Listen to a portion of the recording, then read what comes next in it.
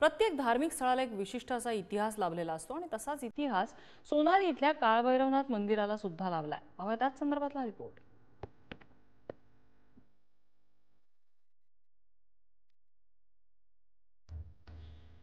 हे आहे काळभैरवनाथाचं भव्य दिव्य मंदिर।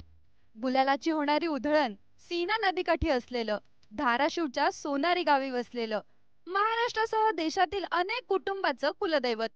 हजारो वर्षांचा इतिहास लाभलेलं हे आहे काळभैरवनाथाचं मंदिर। या परिसरात सुवर्णसूर राक्षसानं उच्छाद मांडला होता। या राक्षसाचा वध काळभैरवनाथानं भद्रकाली देवीच्या मदतीनं या ठिकाणी केला। या परिसरात शांती नांदू लागली। या सुवर्णसुराच्या वधानंतर इथंच देवाची स्थापना करण्यात आली। चैत्रवद्य अष्टमीला रात्री 12 वाजता म्हणजे त्यावेळेच्या रात्रीच्या प्रहरामध्ये आणि आत्ताच्या रात्रीच्या 12 वाजता देवाचं इथे लग्न झालं जोगेश्वरी देवीशी। आणि त्यानंतर देवाचं आणि राक्षसाचं युद्ध झालं आणि त्या सुवर्णसूर राक्षसाला मारलं। त्यामुळे दक्षिणेकडचं देवाचं कार्य पूर्ण झालं। त्यामुळे देवाची इथं स्थापना करण्यात आली। या घटनेनंतर सुवर्णपूर अशी या ठिकाणाची ओळख सांगण्यात येऊ लागली। काळ पुढे पुढे सरकत गेला आणि सुवर्णपुराचा अपभ्रंश होऊन कालांतरानं सोनारी नाव झालं। या मंदिराचं प्रवेशद्वार ओलांडून आत प्रवेश केल्यानंतर बाजूलाच एक लाकडी सुंदर रथ नजरेस पडतो। चैत्र आणि कार्तिक महिन्यात भरणाऱ्या जत्रेवेळी याच रथातून देवीची मिरवणूक काढण्यात येते। त्यावेळी उधळण्यात येणाऱ्या गुलालामध्ये अवघा परिसर गुलाबी रंगात न्हाऊन जातो। चैत्रवद्य अष्टमीला देवाचं लग्न असतं। एकादशीला देवाच्या यात्रा उत्सवाला सुरुवात होते। 3 दिवसाची यात्रा असते। तिसऱ्या दिवशी देवाचा रथ मिरवणूक असते। रथ मिरवणूक म्हणजे आपण जी लोक लग्न झाल्यानंतर आपण नवरदेवाची वरात काढतो त्याच पद्धतीने देवाची वरात म्हणून रथ उत्सव साजरा केला जातो। आणि त्याच्यानंतर मग देवाचं काकण सुटतं। त्या दिवशी देवाचं पूर्ण मंदिर वगैरे धुवून घेतलं जातं, हे यात्रेमुळे खराब झालेलं असतं।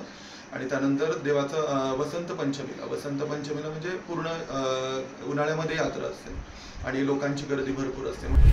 या मंदिरात उजव्या बाजूला एक विशाल बारव आहे। या ऐतिहासिक बारवाला सुवर्ण तीर्थकुंड असं म्हटलं जातं। या सुवर्ण तीर्थकुंडातल्या पाण्याच्या भेटीला दर 12 वर्षांनी काशी नदीचं पाणी भेटण्यास येत असल्याची आख्यायिका सांगण्यात येते।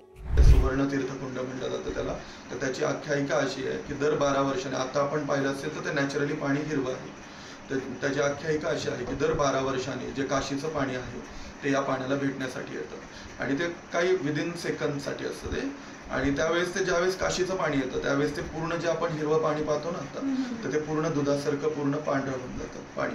आणि आपण ते स्टोअर जरी केलं म्हणजे आपण आता त्या वेळेस असतो त्या ठिकाणी तर आपण जे पांढरं पाणी आपल्याला दिसलं आपण ते तीर्थ म्हणून स्टोअर म्हणून एका बाटलीमध्ये वगैरे जर घेतलं तर ते पूर्ववत पाणी जे तीर्थकुंडातलं हिरवं झालं की आपण स्टोअर केलेलं पाणी पण आहे असं हिरवं होतं। अशा पद्धतीने ते तीर्थकुंडाची आख्यायिका। अनेकांचं श्रद्धास्थान असलेल्या या धार्मिक स्थळावर आलेले भाविक भक्तिमय वातावरणात मंत्रमुग्ध होऊन जातात।